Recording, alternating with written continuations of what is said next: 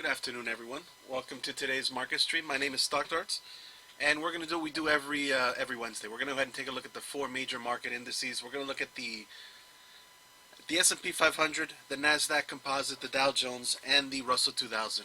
Once we finish looking at the four major market indices, we'll also take a quick look at the U.S. dollar. We'll look at oil, gold, silver. We'll probably take a quick look at Bitcoin as well, and then we'll move on to chart requests. If anyone in here has a chart request, feel free to type it into the chat. I'll be more than happy to take a look at it as soon as we cover the markets. Other than that, let's go ahead and get started.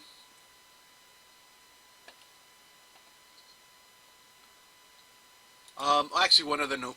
If you like what you see here, don't forget to follow me at StockDarts on Twitter.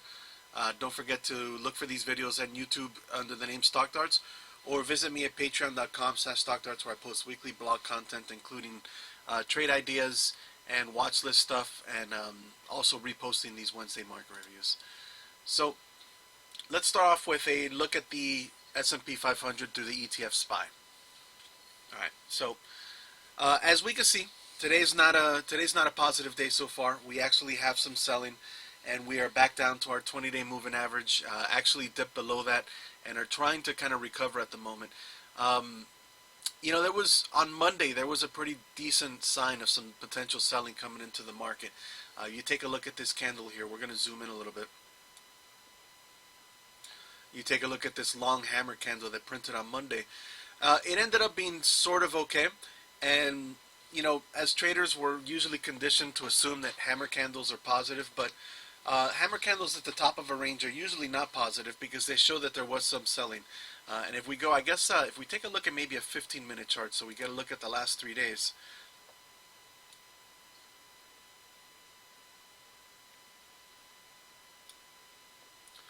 You'll see that there was a big sell-off early on Monday, and it took the rest of the day to kind of recover back towards the top of the range. But there was a big amount of selling, and it was also on high volume.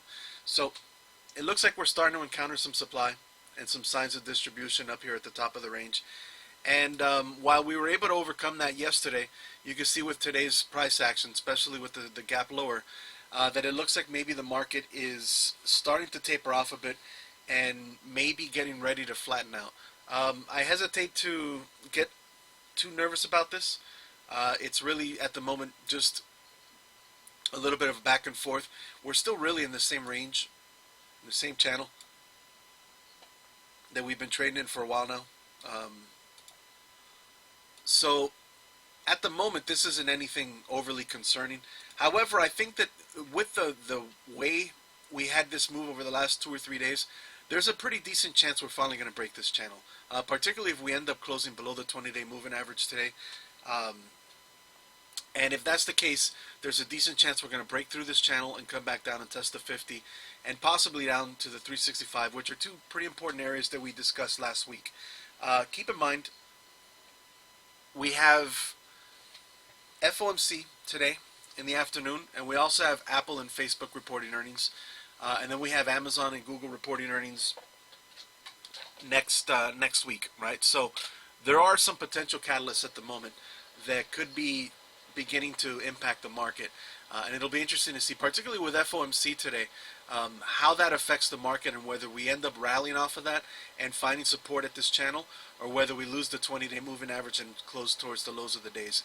Like I said, if we close towards the lows of the days, I'm pretty sure that that's going to signal a break of this channel and a move back down to the 50, whether it happens in the afternoon or whether it happens tomorrow or Friday or into next week. But I'm pretty reasonably certain that if we lose the 20 at this point, after we've tested it 2 or 3 times, that it's more likely than not that we'll have to come down and test the 50-pair moving average at the very least, and possibly all the way down to the 364, 365 area as well.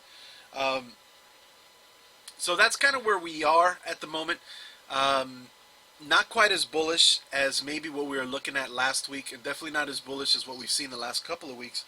But overall, until the market actually changes gears and switches up on us, we still have to assume that it's still in a bullish frame of reference and that it still wants to go up.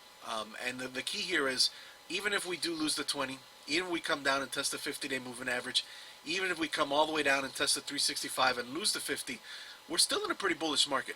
And if we step back and really take a look at where we stand, and take a look at where the price action has been since basically the middle of last year, there's a lot of room to come back and backtrack and still be in a strong bull market. And we probably have to come back and retest this range that we spent towards the end of last year before we started rallying into the holidays and through the start of the new year. So even if we come all the way back down to this 345, 350 area, that's still bullish in the long term. Now, does that mean that we should ignore our stops and keep sticking our head in the sand and just buying?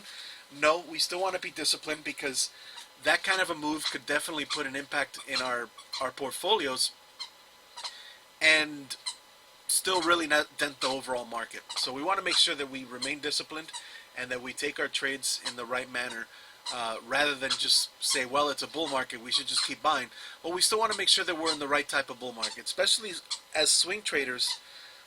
We're trying to take advantage of short-term trading environments, and the case can be made that we are probably going to transition into a neutral environment that's more range-bound, and possibly even a little bit bearish as we come back and retest some lower levels of support.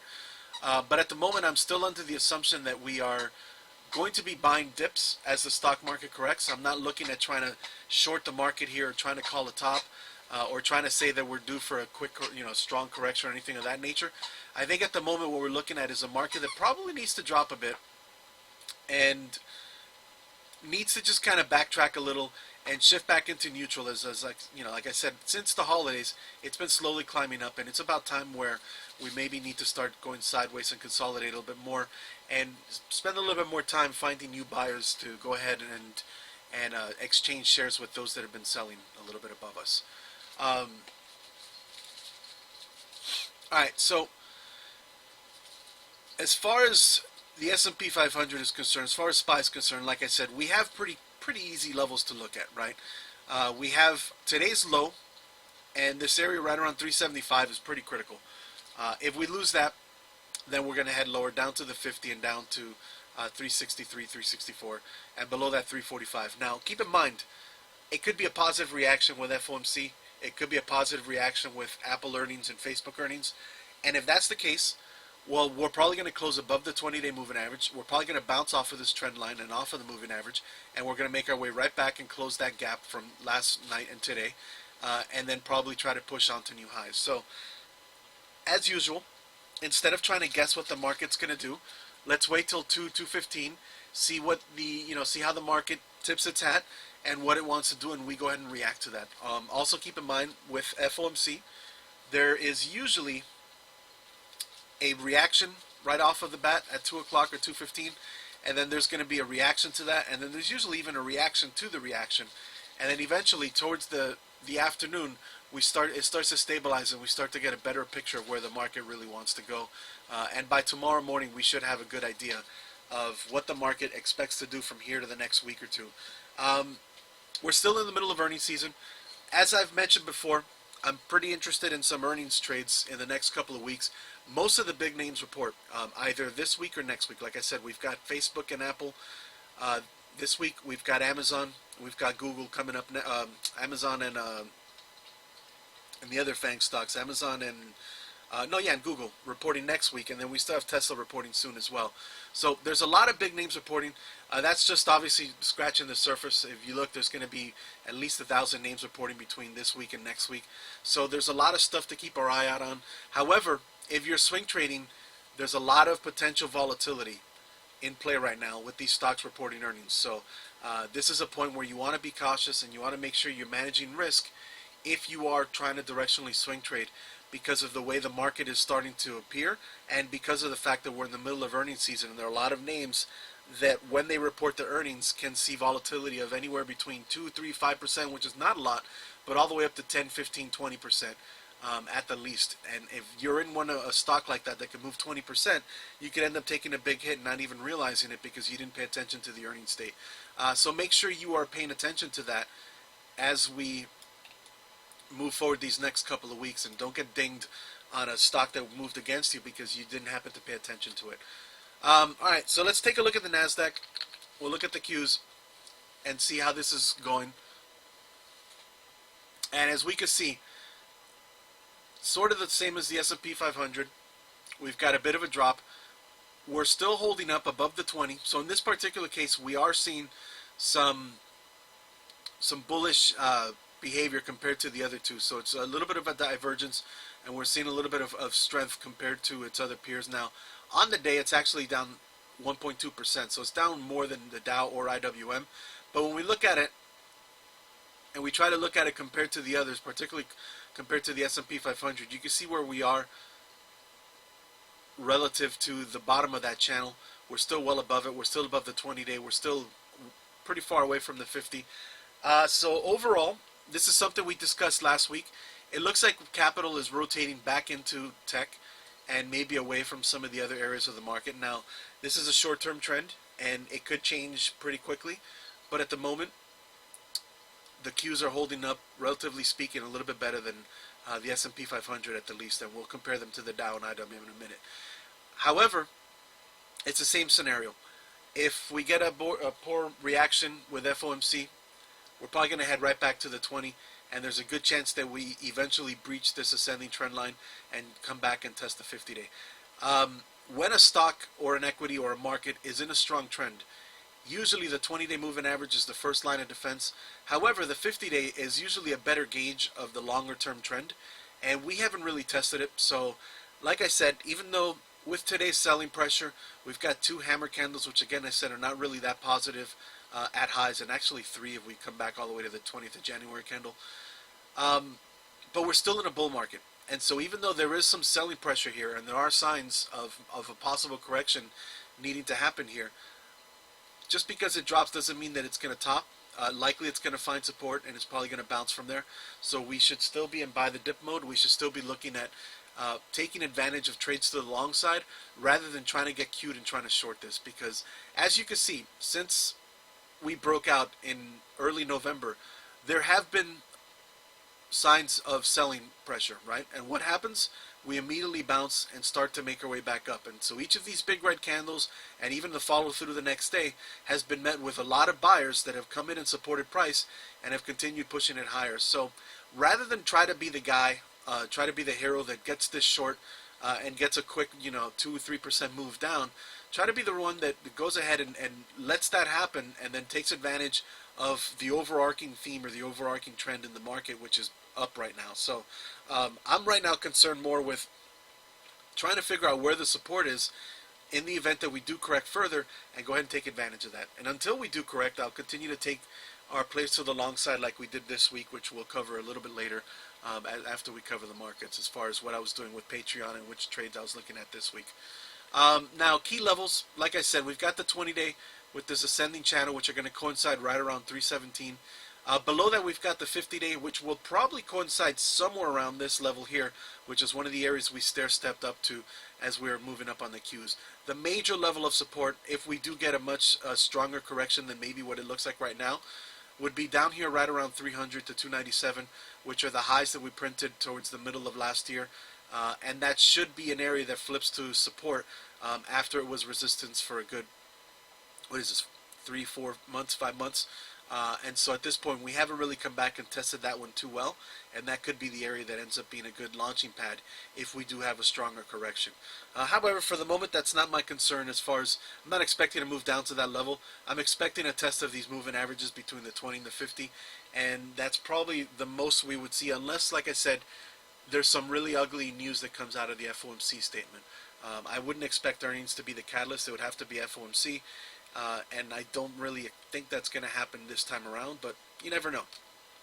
All right, so that's the NASDAQ. Like I said, very similar to the SPY, although relatively speaking in a little bit of a better place because it's still holding up pretty well above some of these key areas that the SPY is already challenging.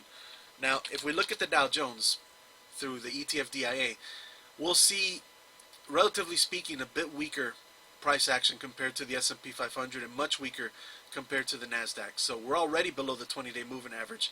We've already tested this channel, and we're actually came down and even touched the 50-day moving average. So as far as the major indices go, this one is acting poorly. And, it has less components than the SPY and the NASDAQ. It has, some of its components are more tied towards a vaccine recovery.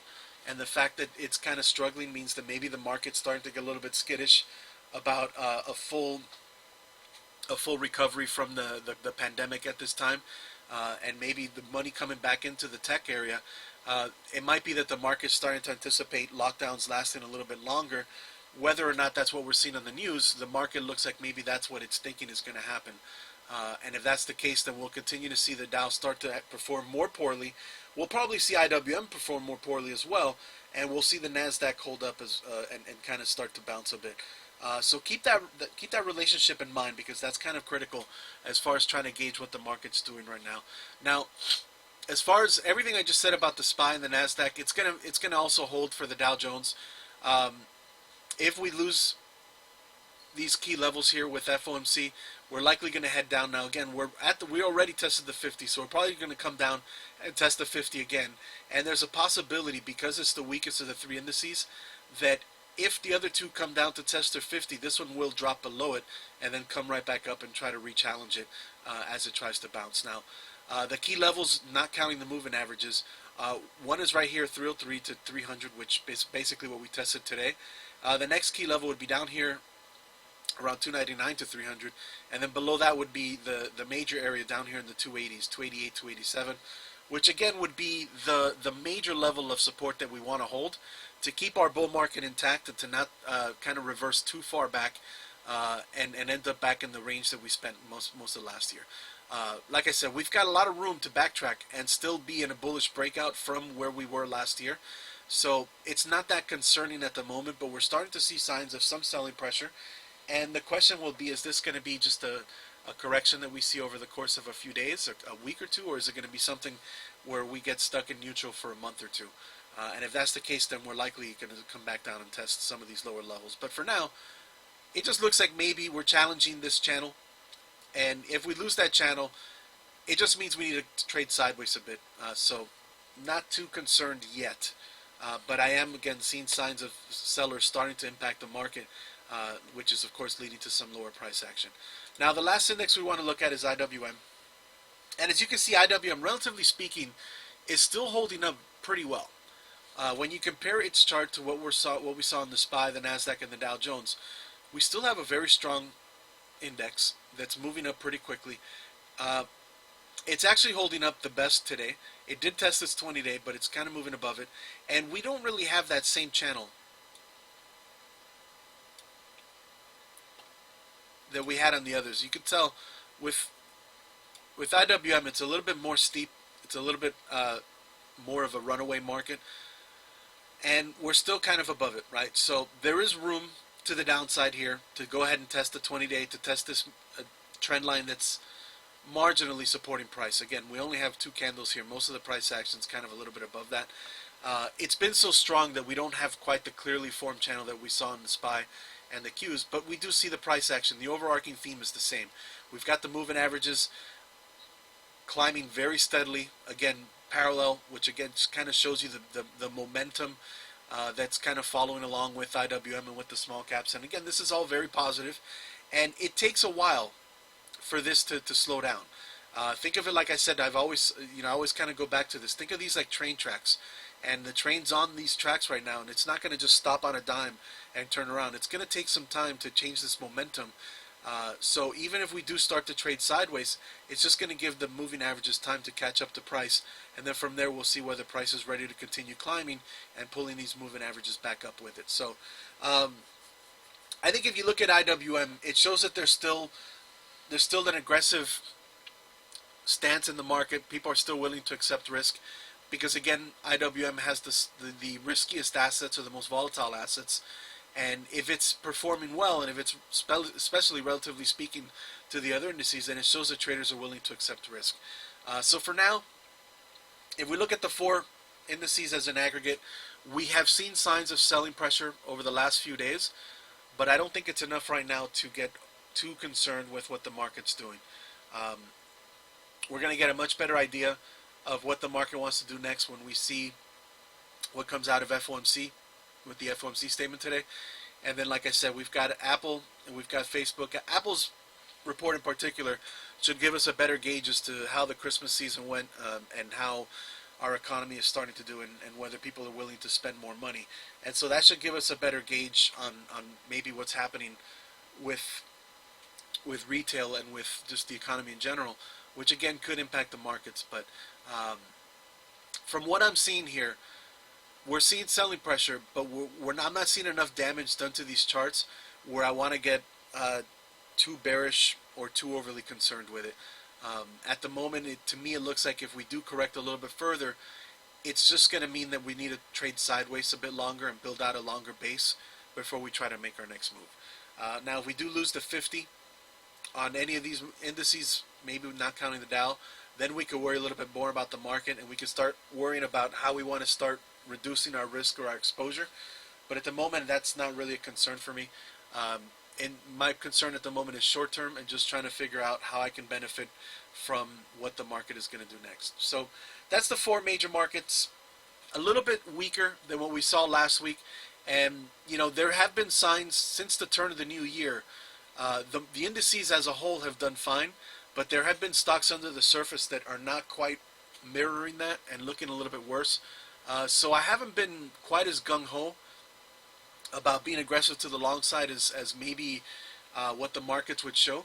But at the same time, I think it's too early to be fearful about this and to be too overly cautious. So make sure you're still taking your shots. As long as you have the right risk management with your trades, you should be fine.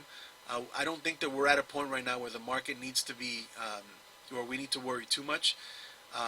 I think by next Wednesday we'll have a much clearer picture as to what the market wants to do for the next probably month or two. We are in a little bit of a turning point here. So let's see what happens with today's close with FOMC. Let's see what happens with earnings as we come from this week to next week. And then from there, like I said, there'll be a lot less catalyst to affect the market, and we'll have a better gauge. But my suspicion is that the market probably needs to slow down, but it'll probably move more sideways than down once we find a little bit of a floor for the short term. Let's take a quick look at the US dollar. We'll look at oil, gold, silver, maybe Bitcoin. And then those of you that are in here, like I said, if you have something you want me to look at, feel free to type it into the chat, and we'll get to them. I'm not going to spend too much time with the dollar or with gold or silver. So here's the US dollar. It had a nice move today. It's starting to kind of stabilize, which we mentioned last week, and this is kind of key. This could put some pressure on the markets as well. Because like I said, the dollar right now, the weakening dollar is part of what's been leading to these strong rallies in a lot of different areas of the market and even areas outside of the market. And the fact that it's starting to stabilize is probably a good sign for the dollar, but might mean that there's going to be a little bit more pressure in other areas that use the dollar as kind of its pricing point. If we look at the euro US dollar, which of course is the major currency cross to follow, as you can see, again, this one is the euro. Up is good for the euro. So you can see again the dollar strength kind of coming in and the euro backing down. And this is exactly what we were talking about with the markets, right? When you have a rally that starts, when you lose the 20, usually you come down and you test the 50-day.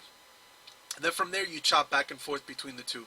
And so now comes the real moment of truth. Is the euro going to be able to make its way back above the 20 and continue its previous trend? Or is it going to stall out here and come back down and have to come down further and test other areas? It's looking right now like it wants to roll right down and test these lower areas, but we'll see. It did rally, and currencies are going to be very strongly affected by whatever language comes out of the FOMC statement. So that's an important area to keep in mind and consider. Is a lot of these currency charts that we're looking at right now, which is probably why I'm not going to spend too much time with them, they may change dramatically depending on what we see with the FOMC statement, because of course monetary policy is going to have a huge impact on the US dollar and any kind of correlation it has. Right, so like I said, right now we're kind of at a point here where the euro US dollar needs to make a move, either get back above the 20 or get back above the 50, and we'll see what happens between the two, and that should be a good indication of what's going to happen with a lot of other areas that are going to be correlated inversely or not to the US dollar. So if we look at the US dollar, Japanese yen, we'll see the dollar actually gain some strength and is trying yet again to break this pretty long-term descending trend, right? We can scale back out here and take a look and see how long this thing has been mired in a slowly descending channel. And this is what, the 1, 2, 3, 4, 5, 6, at least the 7th time that it's tried it. If we don't count the few times it fell short. So at least 7 times it's tried to break this trend. Looks like maybe this is the one that tries, but again, there is another level of resistance that it has to break as well. So there is still a lot of work to be done for the US versus the yen. However, much like the Euro US dollar chart, it is showing the fact that the US dollar is trying to stabilize and is trying to pick up some steam to at least break a lot of the momentum to the downside it's had. And then the last cross we want to look at is the US Canadian. And in this case, it's struggling a bit. We'll zoom in a bit as well. We don't need to see the long term that much, but you can see it's trying to stabilize and it's trying to bounce. You can see the nice green candle today, the nice green candle from a few days ago, but it's still kind of stuck. And this again is going to be impacted by oil because the oil trade is kind of big between the U.S. and Canada, and that's going to transition to our next chart, which is going to be oil. If we look at crude. Crude stabilized. Again, we were looking last week at 53, 54 as probably being a short-term ceiling. That has been the case so far. However, the short-term floor has been pretty close at 52 to 51. And so it's basically consolidating in kind of like a bull flag.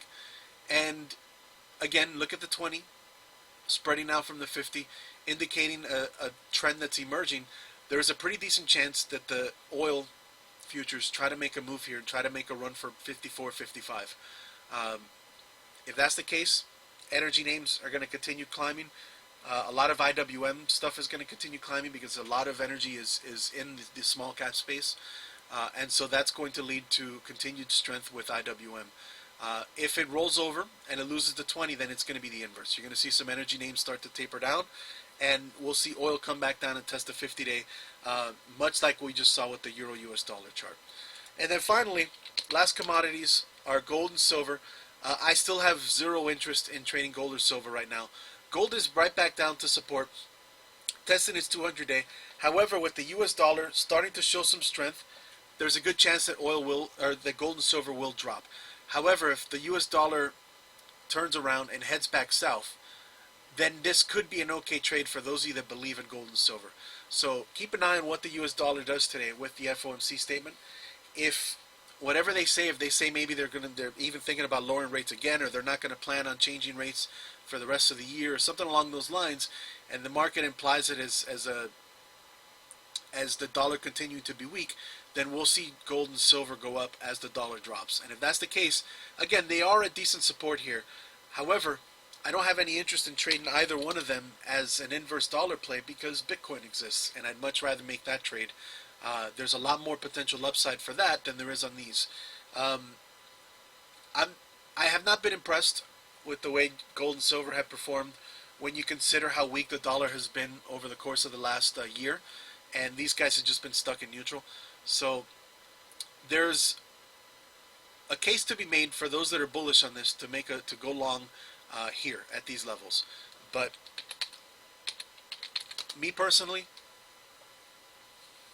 I like the case for Bitcoin just as much, and there's a lot more potential returns. Now, that being said, this isn't really the best look for Bitcoin yet, right? Because we had this big move, and then we had all this increased volatility, and then we dropped, and now we're kind of consolidating below the floor, right? So if Bitcoin can't get back up above 34, it's a pretty good chance it's going to come right back down, test the 50. And again, keep in mind, here's the same pattern, right?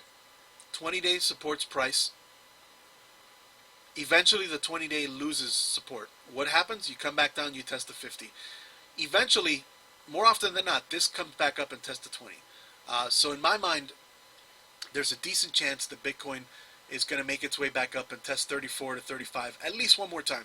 Whether it breaks that and makes its way back up to the 40s is anybody's guess. It's a good chance that it doesn't. However, I'd much rather take a shot on this than gold and silver. I could be wrong, and it could end up not working, but I prefer the potential upside here, even if the chart doesn't look quite as nice. And in reality, I think I prefer some alternate coins over Bitcoin at the moment, but I'm not going to go over that kind of stuff right now.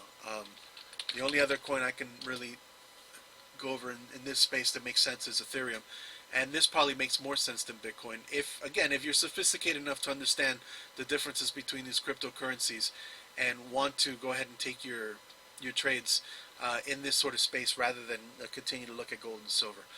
Now, Ethereum, again, in my mind, is a little bit different.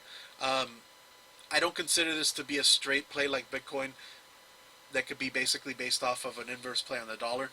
There's a lot of other fundamentals that go into Ethereum, but Ethereum has picked up a lot of steam and is doing pretty well, and is coming back down and testing. But you can see it's still testing above its 20. It's not down in its 50, and it's not below key support areas. So relatively speaking, this looks better than Bitcoin.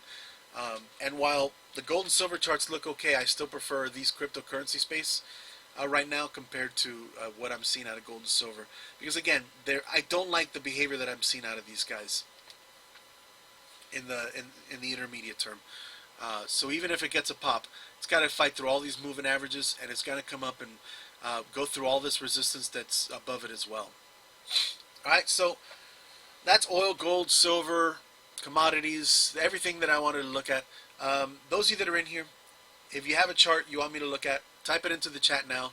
I don't have that much more to share. What I'm going to share real quick is, while I'm hopefully, please type by now, while I talk about these other charts, just so I get an idea of how much time we need to set up for your guys' stuff. But one of the charts that we looked at this week, so like I mentioned, even though I'm being kind of cautious about this market, that doesn't mean I'm not trading to the long side. That doesn't mean we're not taking shots with stocks that are giving us good risk reward. And so this is a good example of a stock that presented us with a good risk reward opportunity on Monday.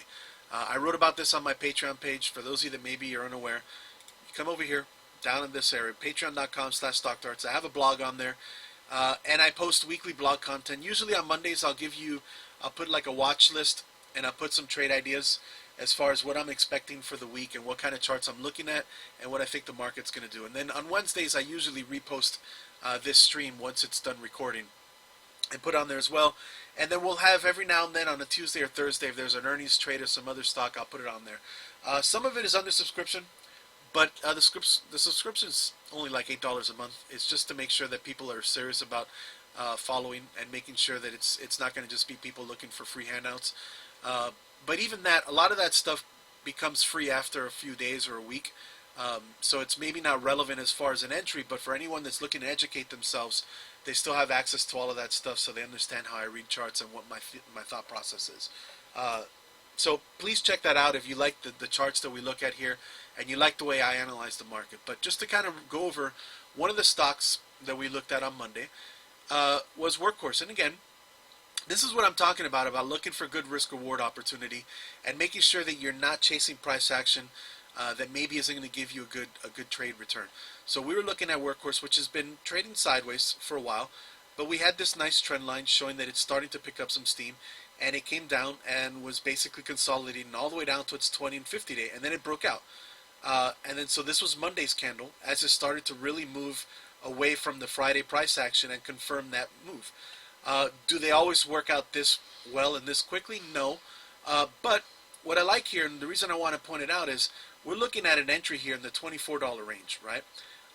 You're looking at potential upside up to about $30, so that's $6, and then possibly beyond, which we got. We got another $8. What's our risk on this? From 24, we're looking at a risk of maybe $2.50, maybe $3, depending on how conservative you want to be and how far down you want to go. But in my mind, once it breaks out, we don't even want it to come back down below the two moving averages. So you're looking at a risk of maybe $2, looking at potential of 6 to 14, which is what we've gotten over the last 2 days. So these are the kind of trades you want to take, because if they fail, you're losing $2. But if they succeed, you're getting at least 6 and possibly more, which pays for your next 2 or 3 losses. Because like I said last week, and as I've said many a time before, when you trade, it's a probabilities game. You can have a beautiful looking chart that ends up not working for you, and then you can have a really ugly chart that ends up working, because there's a random nature to trading, because let's face it, trading is based off of human emotion and human behavior. And so what you get a lot of times is these kinds of moves. Again, this is not necessarily a chart that reflects Workhorse Group and what their stock is worth, at least not in the short term. What this tells you is what traders think Workhorse Group is worth.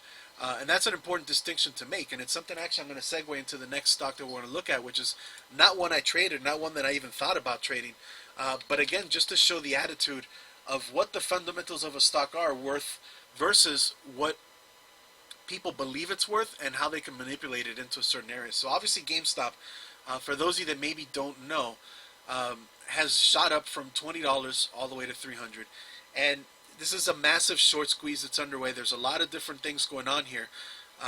One of the big keys, of course, is that there are some hedge funds that were publicly short, and you have the Reddit crowd that came in and decided to pump this, and they all kind of piled in, trying to push the hedge funds into liquidating their position, and at this point they're hoping to kind of close down that hedge fund, and so you get these short squeezes that happen. And again, is GameStop worth $350?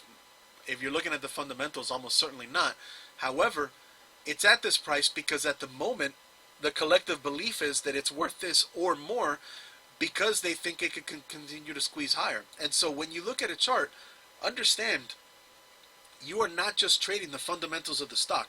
You're trading what the collective belief of the people trading it are. And they can get emotional, and things can get crazy because, again, this is a chart of human behavior. This is not necessarily a chart of a corporate's value in the long term or the short term. Now, more often than not, humans' value and the humans' perception of value mirrors pretty closely to what the actual corporation's value is. But that's not always going to be the case, especially in the short term when things get highly emotional, and this is when you get these big volume spikes. And so that's what's happening here right now. Can this continue? Yeah, this could continue squeezing higher if more people keep piling into it, thinking that this move isn't done, and these funds continue having to borrow or continue having to liquidate their shorts, which again is going to fuel this move even higher, right? And so keep that in mind at all times when you're looking at a stock. You aren't just looking at what the stock is worth based off of the company. You're looking at what people think the stock is worth, and that's not always going to be the same thing. And so when we trade, or when I trade in particular, that's the reason I use these trend lines and the moving averages, is because they represent what humans think and they represent human sentiment. And to me, that gives me a much better read on what the market's going to do and what the stock is going to do than trying to dissect its fundamentals. Now, that doesn't mean you shouldn't look at fundamentals. They're still pretty important, and they give you a good idea of what companies are worth. And more often than not, like I said, people's thoughts are going to reflect what the fundamentals are. They're not always married together, but usually they do. So it doesn't mean the fundamental analysis doesn't work, but it usually works more in the long term rather than the short term. And in the short term, you get a lot more fluctuation due to human emotion. Now, since it looks like no one has any chart requests for today, I do want to point one thing out. Bob, I don't know if you're in here, but you had a good question.